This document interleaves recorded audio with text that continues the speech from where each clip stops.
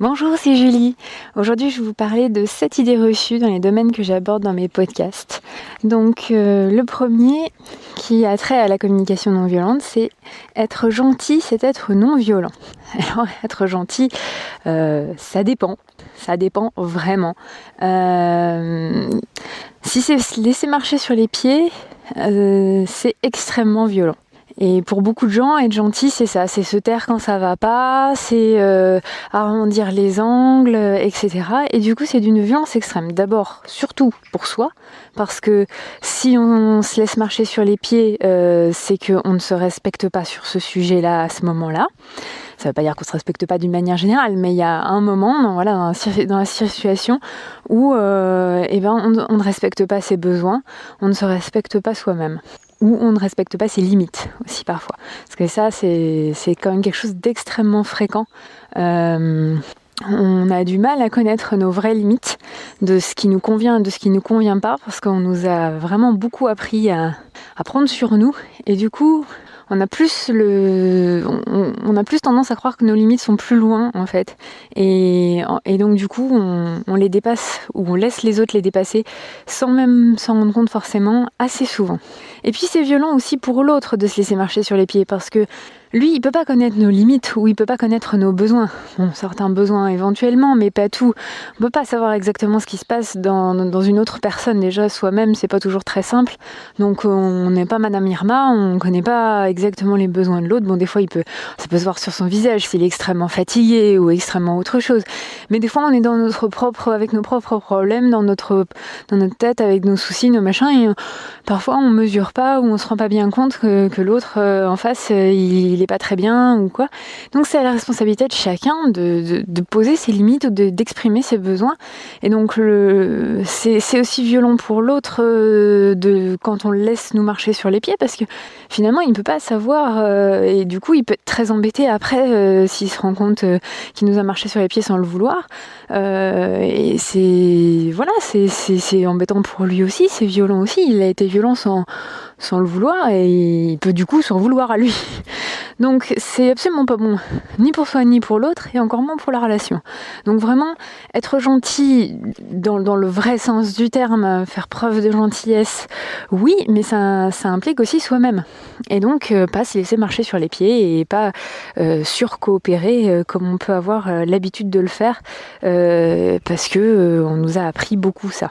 Surtout, on a beaucoup appris ça aux femmes. C'est plus fréquent de voir des hommes qui ne se laissent pas marcher sur les pieds, quoique maintenant les hommes, on les oblige bien à ça aussi, mais bon, dans les éducations par défaut, c'est plus les femmes encore. Mais bon, ça peut concerner absolument tout le monde. Donc deuxième idée reçue, l'école est obligatoire en France. C'est absolument faux. Absolument. C'est l'instruction qui est obligatoire, pas l'école. C'est deux choses extrêmement différentes. Troisième idée reçue, faire une dépression, c'est être faible. Alors bon, ça pour qui a fait une dépression, je pense qu'à peu près tous ceux qui en ont fait une le savent, se le sont dit, l'ont entendu, l'ont ressenti, même si des fois c'était peut-être pas formulé explicitement. Et en fait, c'est complètement faux. Quand on fait une dépression, c'est qu'en fait, dépression, c'est lâcher la pression. En fait, le mot se décompose très, très bien, hein, ça dit ce que ça veut dire. Et en fait, c'est quand on a été fort trop longtemps. Quand la pression a été trop forte trop longtemps, il y a un moment, ça lâche, ça pète. Comme un élastique, finalement. On le tend. Et puis, à un moment, il pète. C'est juste humain. Et c'est juste normal. En fait, c'est quand on a été trop fort trop longtemps sans réussir à trouver un moyen de résoudre son problème ou ses problèmes.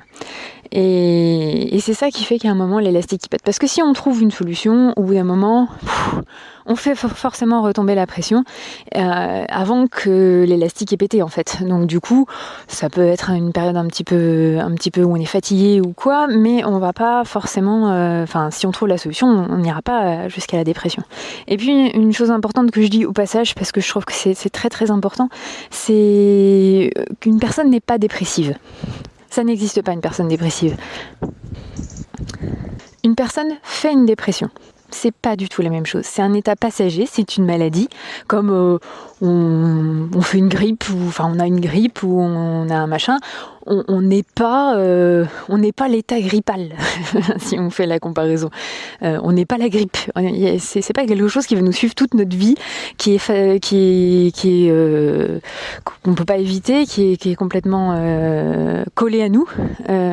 Et ça peut être aussi une étiquette que certaines personnes qui comprennent pas la dépression parce qu'elles ne connaissent pas ce problème peuvent coller. Alors les femmes dépressives, les machins, les trucs. Non, ça n'existe pas. N'importe qui, homme ou femme ou enfant, peut faire une dépression plus ou moins longue, plus ou moins sévère. Mais de toute façon, c'est une maladie, c'est quelque chose qui est extérieur à la personne, ce n'est pas une fatalité, c'est pas ce qu'elle va porter toute sa vie, à moins que... il y a des personnes qui font une dépression très longtemps, mais elles peuvent s'en sortir, même si ça fait 30, 40, 50 ans, elles peuvent s'en sortir, parce que c'est pas quelque chose qui est collé à elles, c'est pas, ça fait pas partie de leur ADN, quoi. Donc ça, je pense que c'est important de savoir que c'est comme n'importe quelle maladie curable. C'est passager, c'est pas quelque chose qui nous colle à la peau.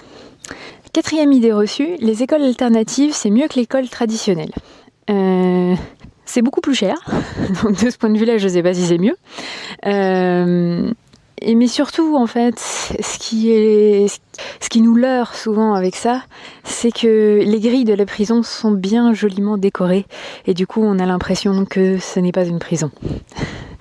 En fait, le dressage à obéir, il est tout aussi efficace et destructeur que dans n'importe quel type d'école.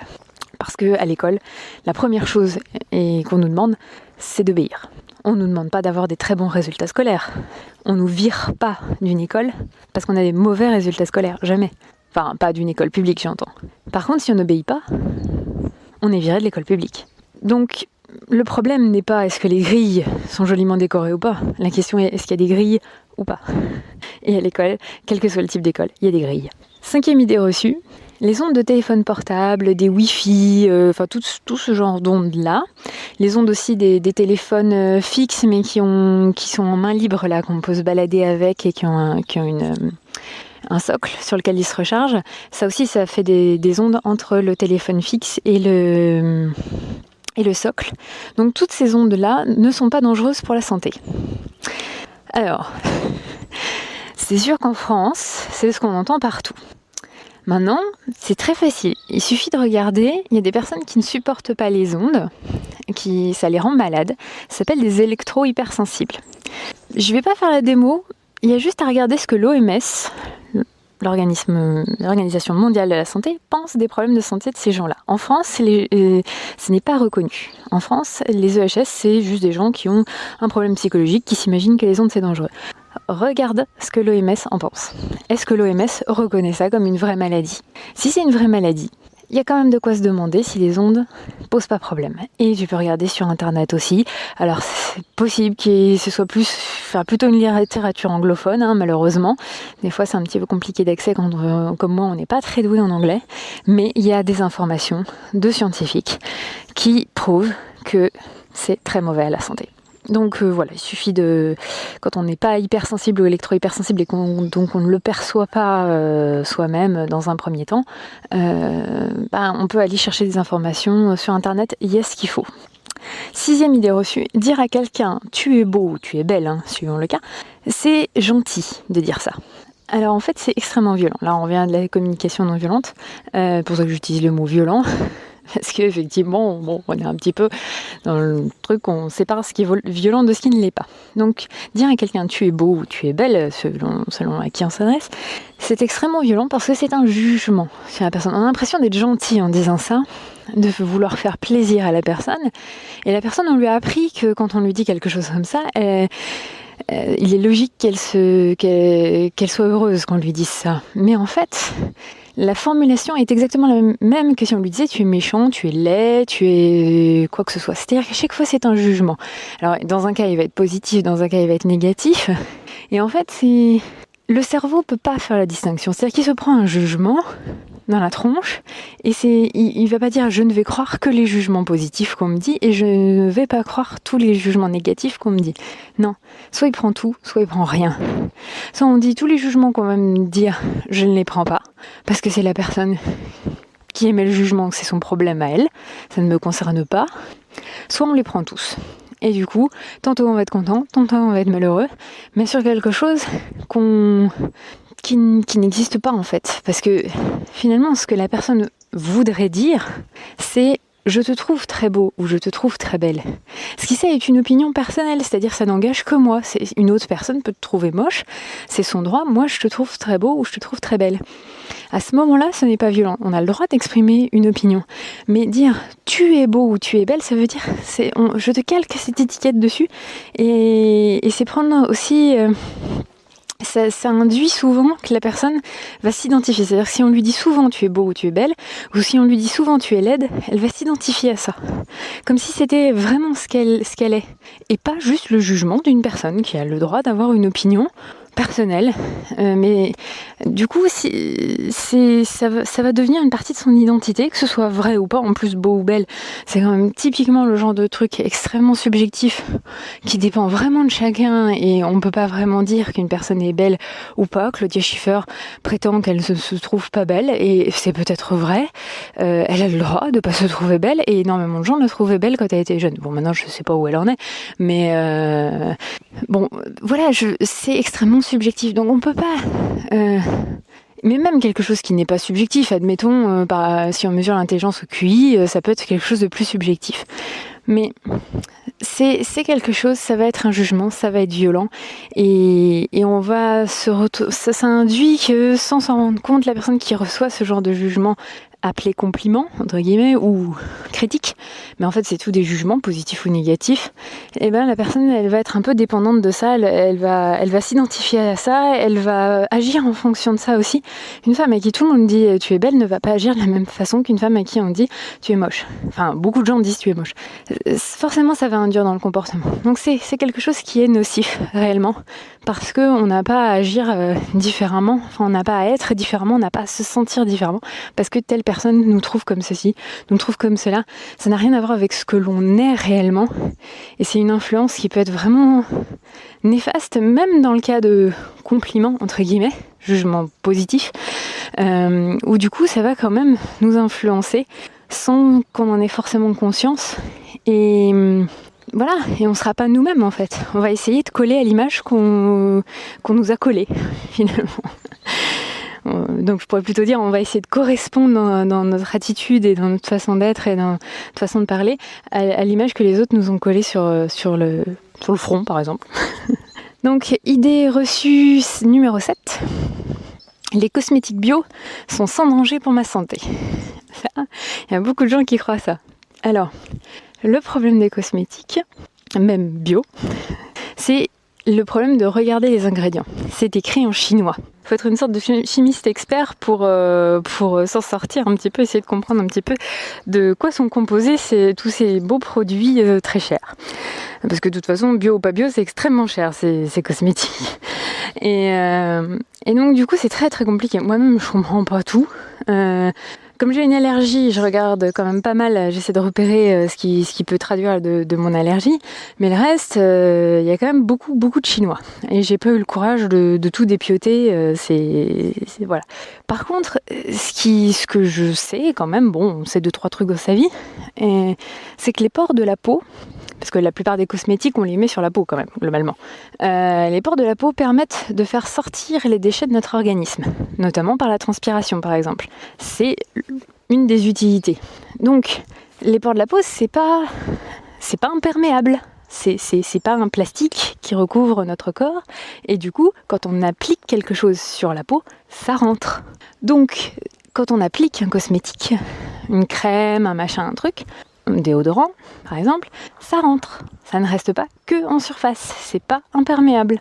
Du coup, la question est, est-ce que c'est bon pour moi que ça rentre? Par exemple, moi, au niveau du maquillage, quand j'étais plus jeune, je me maquillais beaucoup. J'aime énormément ça. Et maintenant, je suis même frustrée de ne pas me maquiller.